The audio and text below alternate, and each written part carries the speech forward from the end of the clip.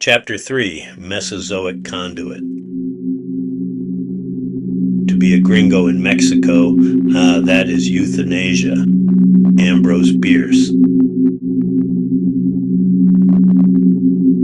In a tangled mess of hot sheets in the middle of the night, a bearing goes on a semi-truck's trailer out on the Hollywood freeway, making a smoking whine that spools up with the ringing in my ears from 30 years of jackhammering still pinging around in my head. In a clench of chaos, a superbike cuts in screaming, and I drift back to those early times, in waking dream to the rolling waters of the wide-open Gulf, to those gimlet-eyed morning stars that glimmered on me then as I gawk back on them now, enciphered in my memory's functioning.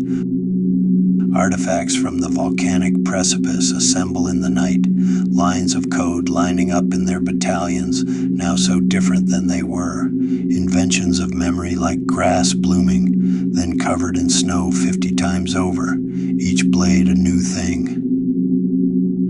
In a policeman's banal analysis, we'd have been two tripped-out runaways on a rural third-world beach. Now, after almost 50 winters of forgetting and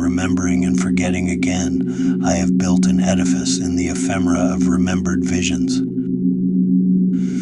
I recall global reactionary fear was my creaking hull on that celestial river, but the underlying awe was strong and good and true, and it transfixed us, tempered by bliss and dread. But ignorant holy awe was at the bottom of it, down past the monkey brain, down past the reptilian brain, down to the mineral brain, or whatever undersurface those chemicals exposed, a mirror of a framework of the cosmic axle, the orb of the earth turning, the trunk of the tall ceiba spreading,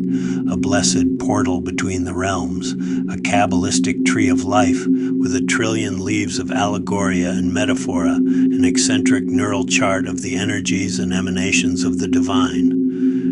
That itself is a shell around a thing neither vast nor limitless, that cannot be said to exist or not exist by the human monkey, but that is also both cold and hot, dark and bright, and all the other qualities that, like us, are discernible only by being subtracted from that indefinable whole. On the piazza of our adobe squat, we lay at the edge of the volcanic cliffs. 100 feet up, we accelerated into a conduit of light, heads pegged to the axis in awe.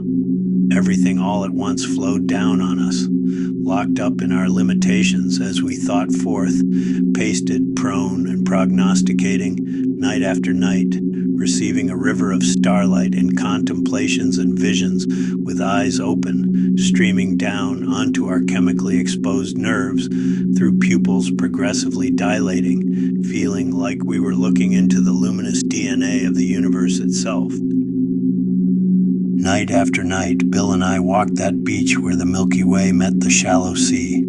bathed in the 14-billion-year-old channel of radiated light, laden with apparition, sensation, and messages beyond our retention. There was an unspoken faith in the bones over the mind that this cool, soft light would heal us of diseases we would not admit. Our imagined selves becoming ghosts of our histories on those high cliffs above that wide-open gulf. What was revealed was already known but forgotten. By the same kind of memory salmon know their river, we knew our road without a map. Perched on our volcanic anvil, surrounded in effervescent blueness, we watched it all come down upon us, eroding out our soul's sediments,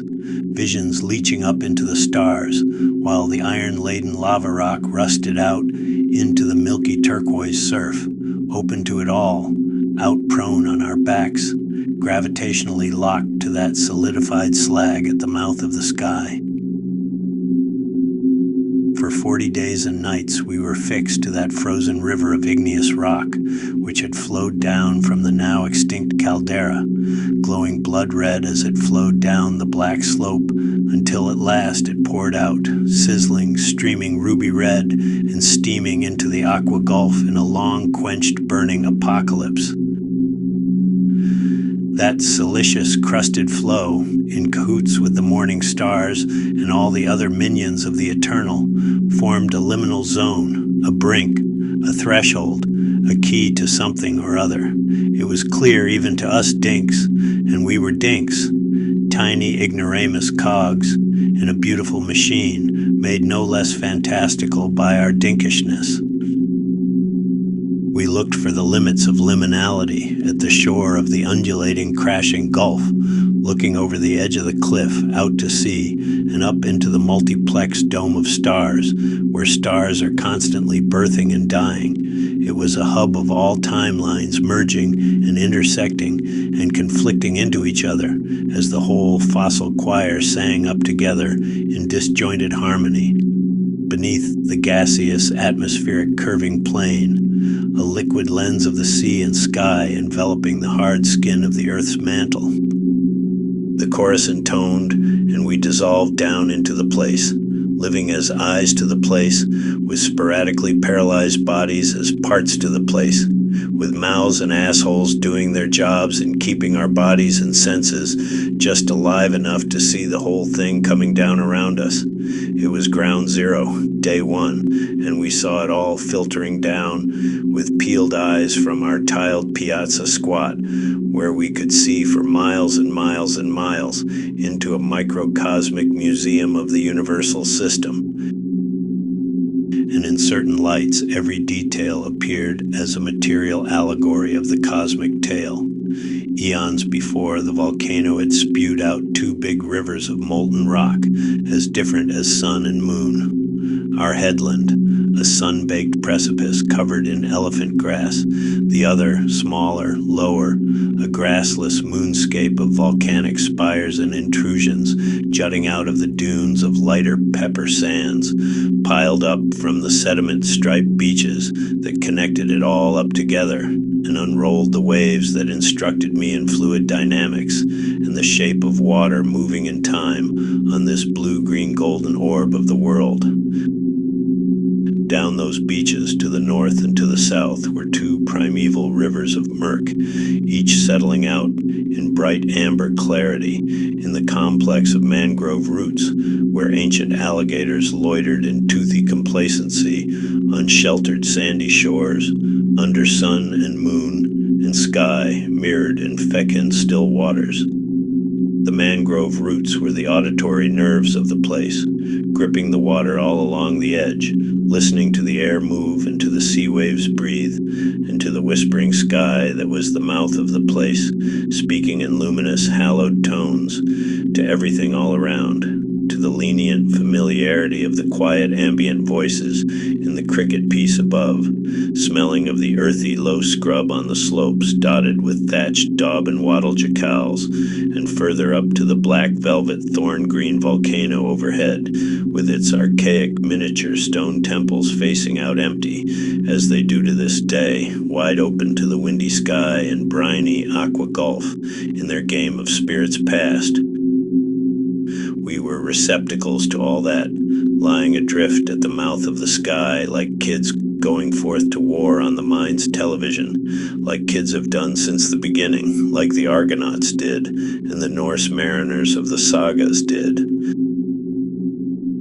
Going out to explore zones of death and destruction, birth and creation, with eyes closed, using a variety of ideations and blood-boiling mental solvents and accelerants, sleeplessness, hunger, and gut-draining sickness, as vehicles to undo and obliterate all that had come before, to see it all beforehand and after the fact, running it backwards and forwards in the crystal ball of the sky, played out in an abstraction of visionary plasma verified under the truth of the midnight stars. Seeing worlds within worlds in the contagious sensations of crabs and mollusks and fish and all the rest of us,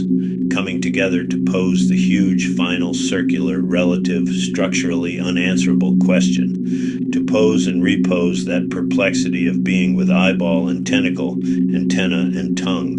in an infinity of fractal forms and relationships and similitudes,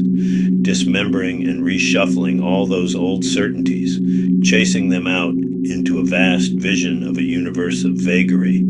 that would drive Bill and me off feral into the purpled hues, off the edge of the willfully ignorant, hard gray northern concrete plain upon which we stand today as our own peculiar human echoes,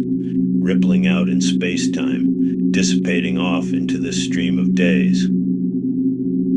We walked that beach night after night in animated darkness, where 123 years before my great-great-grandgringo Guert had arrived, ivory and blue Navy Colt in hand, to help Polk steal California and all the rest of it,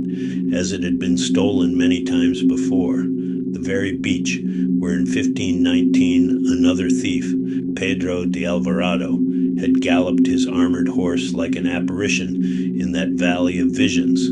before the astonished few locals, in the first display of the conquest, the decisive moment of undoing, at the mouth of heaven, the navel of our deconstruction, the original dinosaur site of the evaporation of the spatial-temporal systems that made sense from the nonsense born indoors in the great gray north.